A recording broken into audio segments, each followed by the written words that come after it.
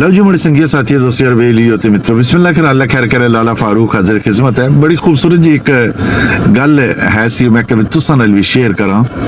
दोस्तों एक बंदा बड़िया पढ़िया लिखिया माशाअल्लाह, इसमें कोई शक नहीं है कि बहु पढ़े लिखे जेडे होने ना थोड़े सारे मगरूर भी होने। बहु पढ़े लिखे बंदा लगा जाने सी पे तो एक सड़क ने किनारा गया तो उसने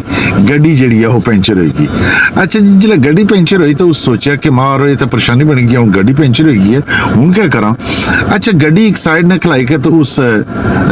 थोड़ा सोचिया साचिया सोचने तो बाद सोच विचार करने तो बाद उस आखिया भी हूँ होगी है पेंचर तो कम से कम चलो स्टपनी है तो स्टपनी लाई किन्ने उस इस तरह किया स्टपनी जनाबन कड्डी उसकी पल्ला छला मारिया साफ शफ किया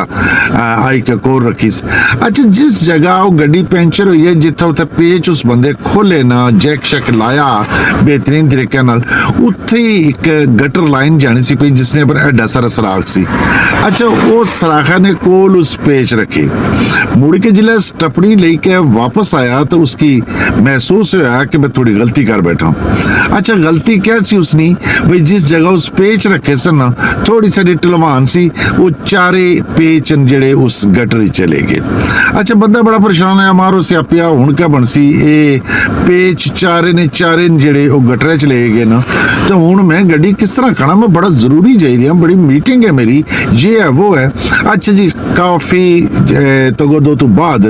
एक बंदा उथे पार खिड़की च तकना सी पिया वो बाहर आया बाहर ही कहना भी जनाब क्या परेशानी है। उसे भी परेशानी एक वैसे दसा कर वाले इतनी जरूरी मेरी मीटिंग सी ते मेरी गड्डी ने टायर पंचर हो गया तो उसे तो फिर इसने क्या वैसे स्टपनी लाइक ना उसे स्टपनी कड्डी भी है ना लेकिन प्रॉब्लम ये पई है कि मैं जेडे चारे पेच खोले ना वो इत्थे रखे ते इथों वो रुड़ी के ते गटरे च ले गए हुण माड़े कोल पेच कोई नहीं है। उस बंदे ने बड़ा घूरी के तकी के बड़े खूबसूरत अंदाज नाल उस पढ़े लिखे नाल मुखातब होया आना जनाब इसने परेशानी वाली केड़ी गल है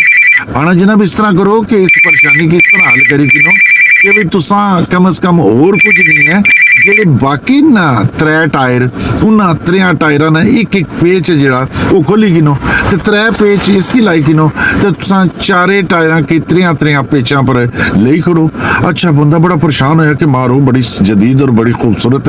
गल करी गया है बंदा उस आखिया भी गल सुन ये इयां दरवाजे तक तो उत्थे लिखी सी पागल खाना। अच्छा वो आना भी तू इत्थे रहना है उसे जी मैं इत्थे रहना उसे तू कौन है उसे मैं पागल उसका तू पागल है ते ये मशवरा भी की देशड़ी उसे जनाब थोड़ा सा गौर करे